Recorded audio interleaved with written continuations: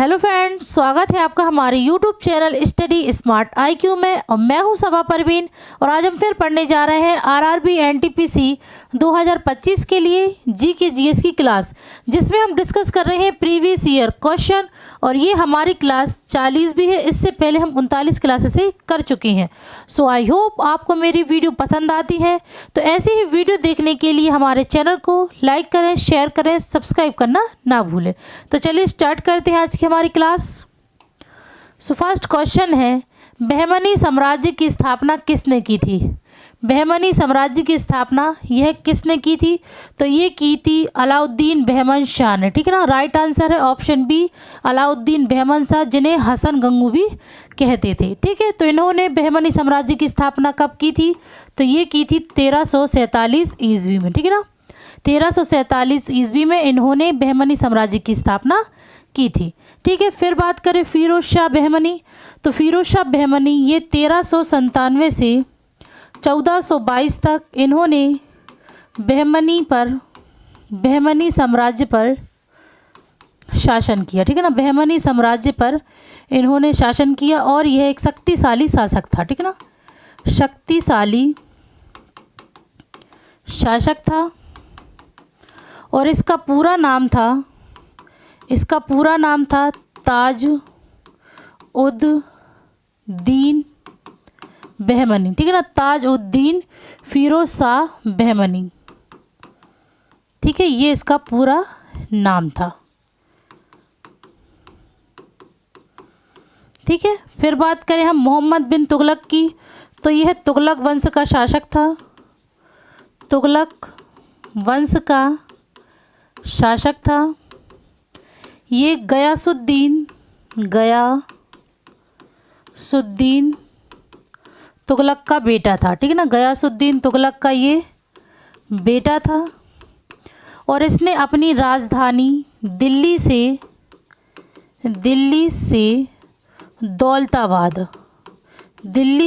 दौलताबाद स्थानांतरित की थी। ठीक है ना, मोहम्मद बिन तुगलक ने। और मोहम्मद बिन तुगलक ने अपने शासन में तांबे और पीतल के सिक्के चलवाए। ठीक है ना, तांबे और पीतल के सिक्के चलवाए थे। ठीक है ना, फिर बात करें मीर जाफ़र की। तो मीर जाफ़र इसे 1764 में प्लासी के युद्ध के बाद इसे बंगाल का नवाब बना दिया गया था। ठीक है ना, बंगाल का नवाब बना दिया गया था। ठीक है ना, मीर जाफ़र ने सिराजुद्दौला के साथ गद्दारी की थी, जिसके कारण वो हार गए थे। और इसके बाद ब्रिटिशर्स ने इसे मीर जाफ़र को बंगाल का नवाब बनाया था। ठीक है, चलिए नेक्स्ट है, भारतीय सिविल सेवा में शामिल होने वाले पहले भारतीय कौन थे? भारतीय सिविल सेवा में शामिल होने वाले पहले भारतीय कौन थे? तो ये थे सत्येंद्र नाथ टैगोर। ठीक है ना, सत्येंद्र नाथ टैगोर यह रविंद्रनाथ टैगोर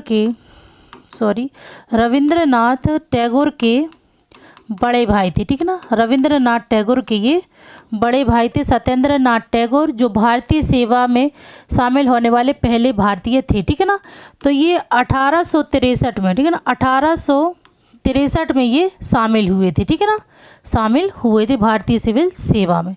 ठीक है, चलिए नेक्स्ट है, भारतीय संविधान का निम्नलिखित में से कौन सा अनुच्छेद धन विधेयक को परिभाषित करता है? तो भारतीय संविधान का कौन सा अनुच्छेद धन विधेयक को परिभाषित करता है? तो ये है अनुच्छेद 110। ठीक है, अनुच्छेद 110 ये धन विधेयक को परिभाषित करता है। ठीक है, नेक्स्ट है, निम्नलिखित में से किस टूर्नामेंट से हॉकी संबंधित है?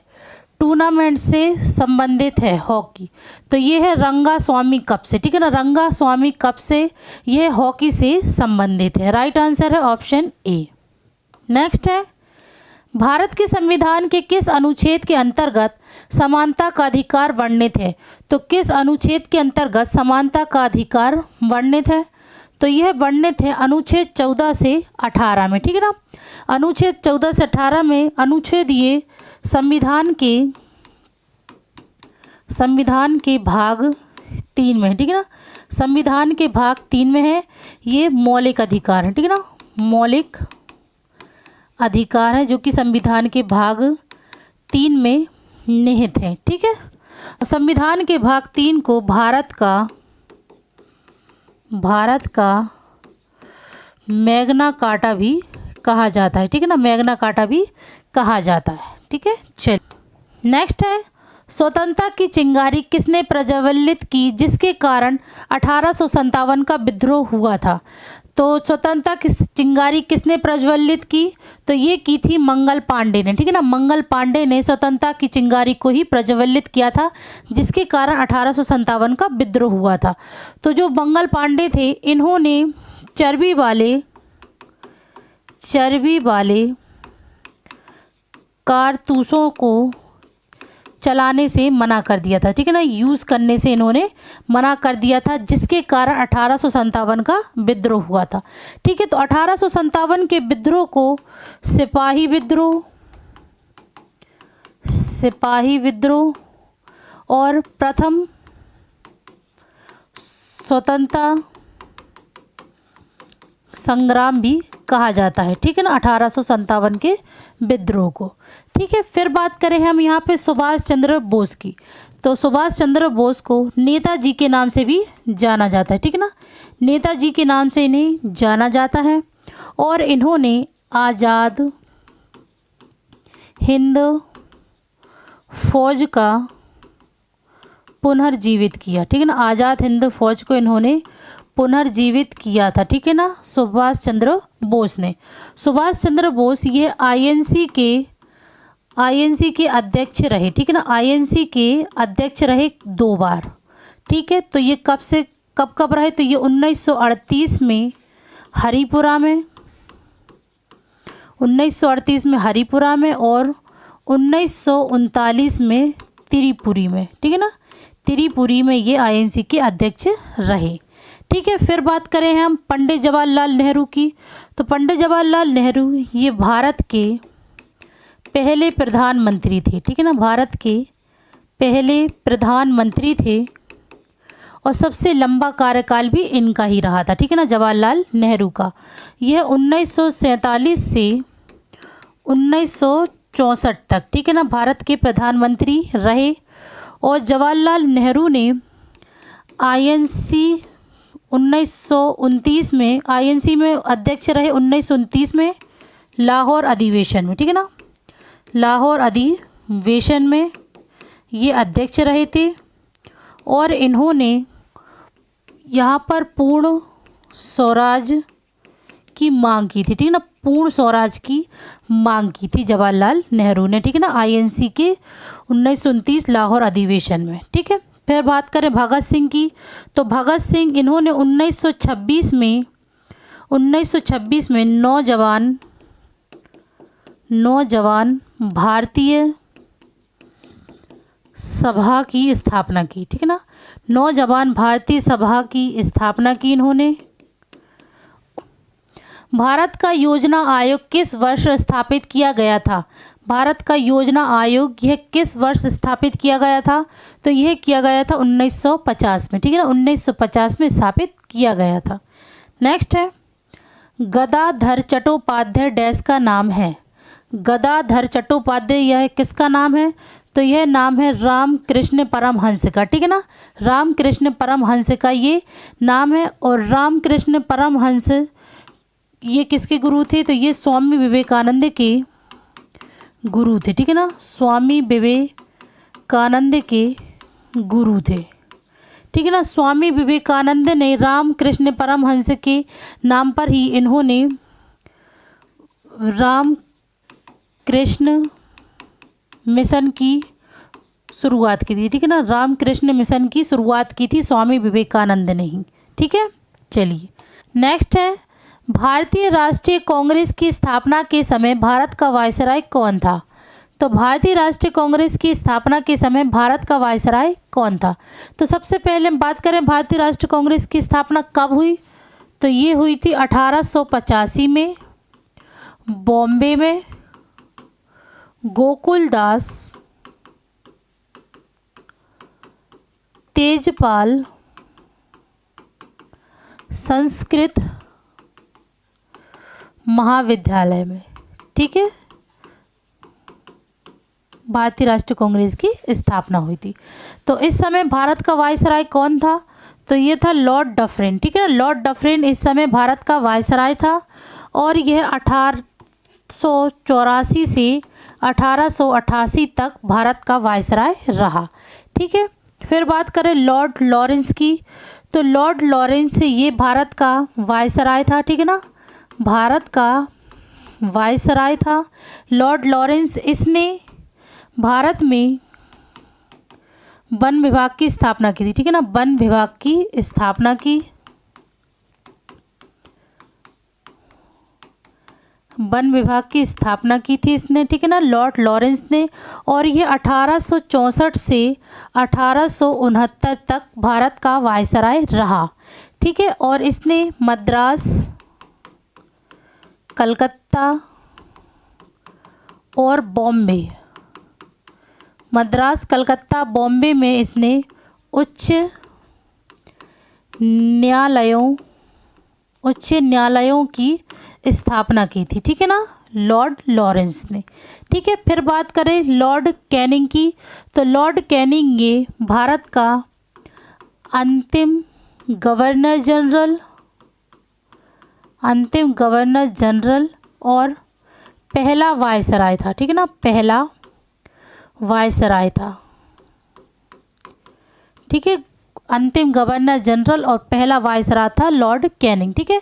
ये 1856 से 1862 तक इसका कार्यकाल रहा, ठीक है। तो लॉर्ड कैनिंग ने 1856 में विधवा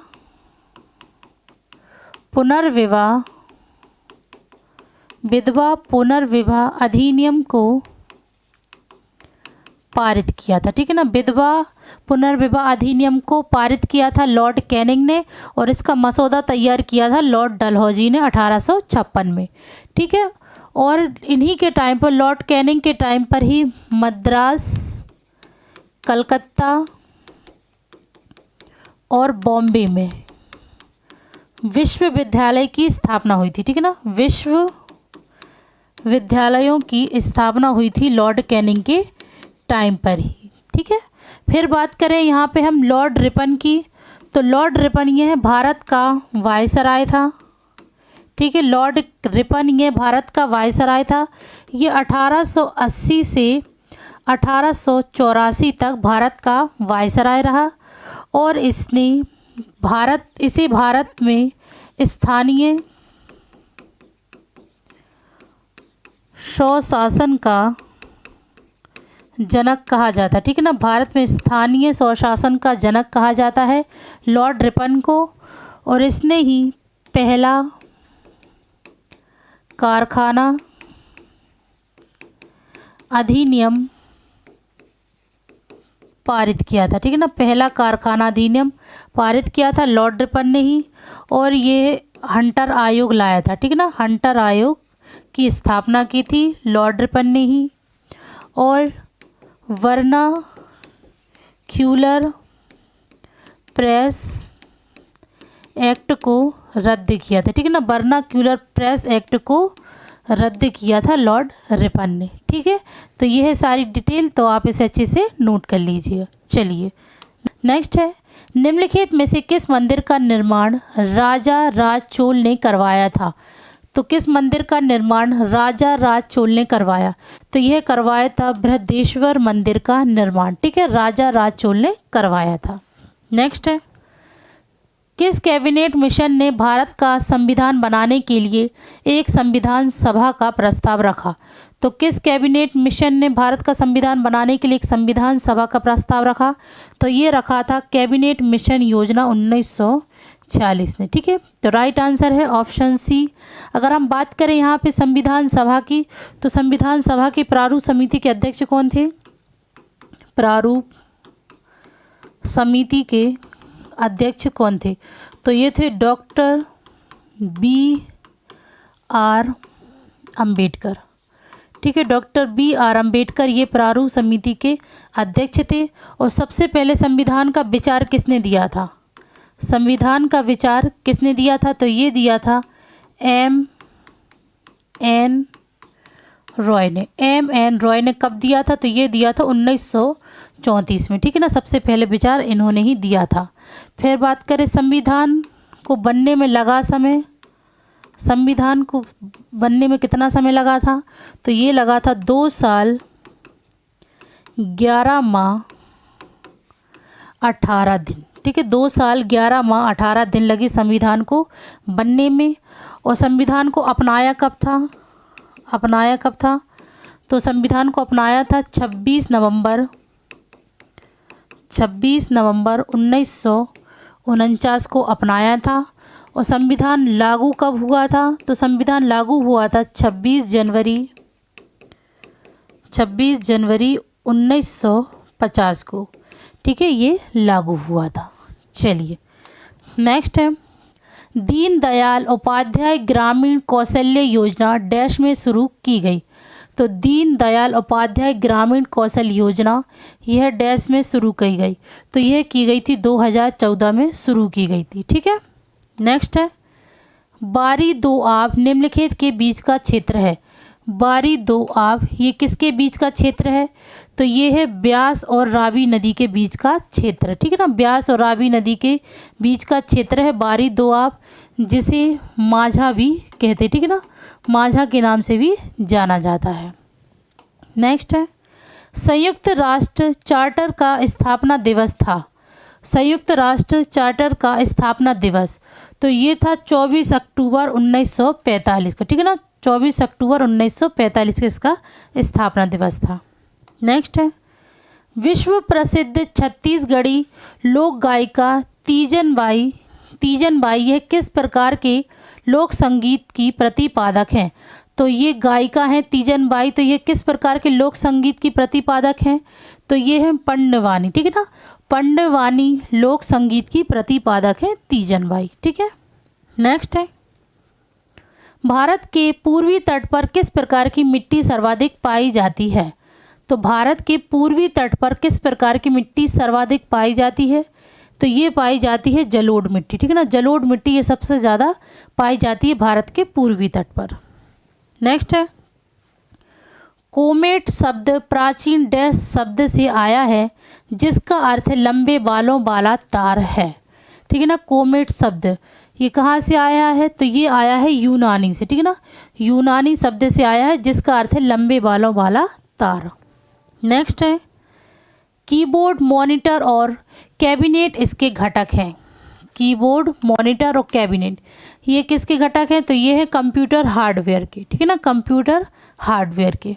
नेक्स्ट है, भारतीय राष्ट्रीय ध्वज तिरंगा भीकाजी कामा द्वारा कहाँ और कब फहराया गया था? तो भीकाजी कामा द्वारा राष्ट्रीय ध्वज ये कब और कहाँ फहराया गया था? तो यह फहराया गया था जर्मनी में 1907 में, ठीक है। Right answer option C, Germany में 1907 में। नेक्स्ट है, दीनदयाल उपाध्याय ग्रामीण कौशल योजना डैश में शुरू की गई। तो ये क्वेश्चन रिपीट हो गया है, ठीक है। तो इसका राइट आंसर है ऑप्शन डी 2014। नेक्स्ट है, मलेशिया की मुद्रा है। मलेशिया की मुद्रा क्या है? तो ये है रिंगिट, ठीक है ना। रिंगिट ये मलेशिया की मुद्रा है। नेक्स्ट है, भारत के पूर्वी तट पर किस प्रकार की मिट्टी सर्वाधिक पाई जाती है? तो ये पाई जाती है जलोढ़ मिट्टी, ठीक है ना, सर्वाधिक। नेक्स्ट है, निम्नलिखित में से कौन सा पर्यावरण की रक्षा के लिए पहला आधिकारिक अंतर्राष्ट्रीय कदम था? तो पर्यावरण की रक्षा के लिए पहला आधिकारिक अंतर्राष्ट्रीय कदम कौन सा था? तो ये था स्टॉकहोम सम्मेलन। राइट आंसर है ऑप्शन ए, स्टॉकहोम सम्मेलन। नेक्स्ट है, रिंग बर्म दाद एक प्रकार का रोग है।